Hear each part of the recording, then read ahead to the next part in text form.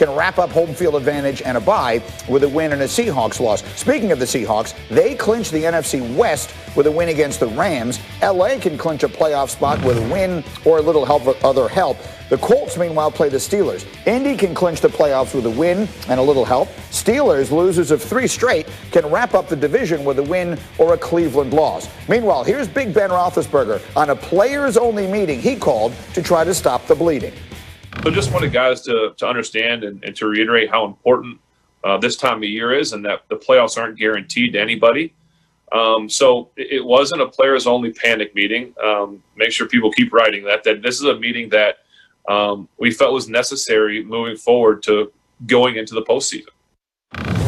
All right, and so here is the entire football squad. And Dominique, I'm starting with you because we talked about this morning. When he says it's not a players-only panic meeting, what do you say?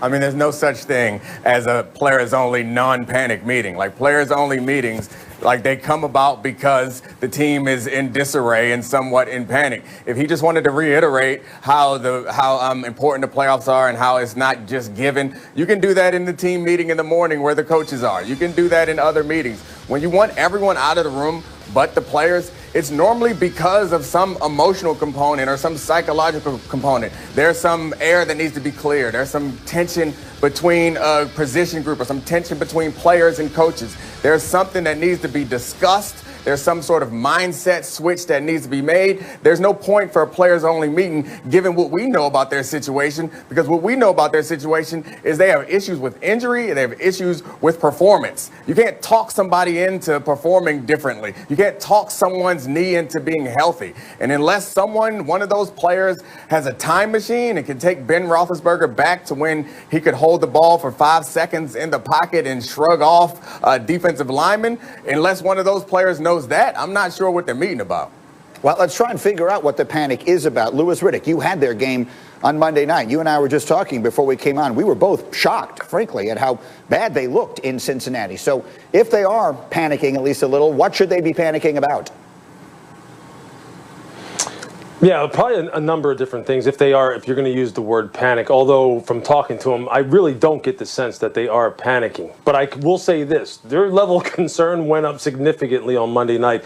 And I think first and foremost for me, look, I'm worried about Ben, but I'm not like out of my mind worried about him, because I think, look, he's a professional, he's a Hall of Famer, he understands that he's not playing well. He gets that, and you could see that on Monday night. But the thing that I'm really worried about with that offense is this. Their pass protection for a team that throws the ball as much as they do, you saw what happened to it on Monday night. You saw their tackles just got absolutely just ran through all night long. Carl Lawson just tortured Villanueva, the left tackle. And you see it right here on the screen. So this week they go up against the Indianapolis Colts. Have you watched the Indianapolis Colts pass rush? Have you seen what they do to quarterbacks? That's the kind of thing that worries me. If they aren't able to strike better balance in the run game and take some of this pressure off Ben, they will be lucky to win one game. And that's something that surprises me to say for a team that started off 11-0, which I don't think was smoke and mirrors. I think this is a good team, but they have to get back to some sort of balance, and their offensive line has to play much, much better. You know, D. Wood, along those lines, like I happen to notice yesterday was the 48th anniversary of the Immaculate Reception. And for every single one of those 48 years, the one thing you knew about the Pittsburgh Steelers was that they were going to be a physical football team. So what is your reaction to what people are saying about them and what we're seeing on the tape from them right now? Greeny, they can't impose their will on anyone. You know, and that's crazy to think about when you talk about the Pittsburgh Steelers, because usually when someone brings up the Pittsburgh Steelers, it's synonymous with, you know, physicality, defense, running the football, those type of things. And we all know that Big Ben is on the back nine of his career. There's no reason for Big Ben to be having to throw the ball around as much as he is. And the reason that he's doing that is they can't knock people off the ball. You know, that's been a big recipe for Pittsburgh's success in years prior, but they just can't do that this year, and it's starting to manifest itself out right now at this critical stretch where they've lost 3 games in a row. They can't protect the quarterback, they can't run the ball, and it's exposing the whole football team. And so, Shefty, I've been waiting all week long to get to you on this, because let's talk about the Hall of Fame quarterback. You had the story earlier in the week that Ben Roethlisberger says he wants to come back next year. Yep. His cap number right now is over $41 million for next year. So how does that work? Well, he has the largest cap number of any player in the league next year, but it doesn't change the fact that he does want to play, he does want to come back, and he does want to fulfill the terms of that contract. And again, you can bring him back, and if you need more space, maybe there's a way to restructure that deal to create more flexibility to strengthen other positions. But make no mistake about the fact that he does want to return.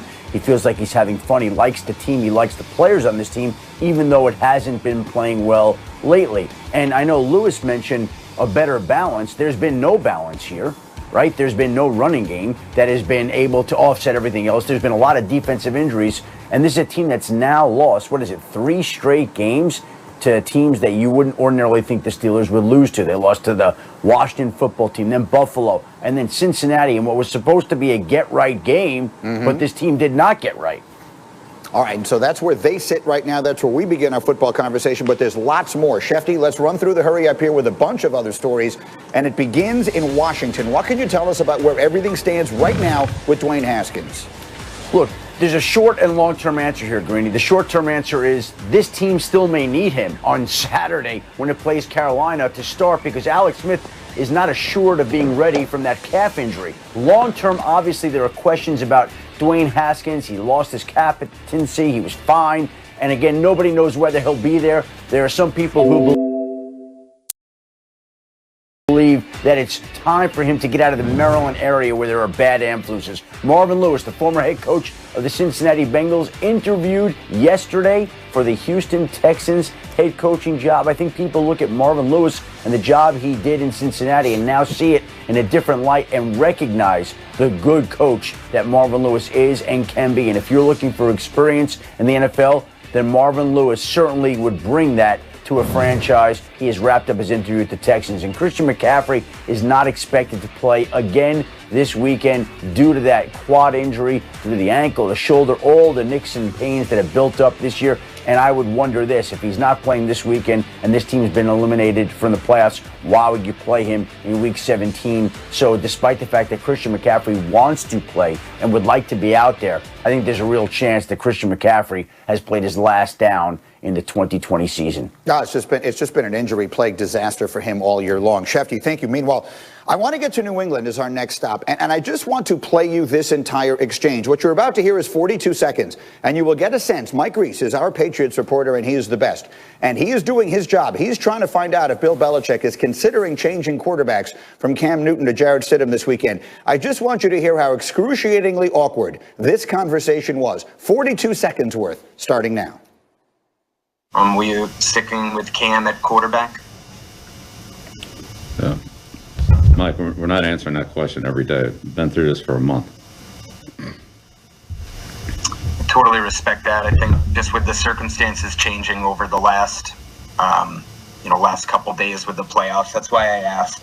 How about if I let you know if we're going to make a change? That sounds good.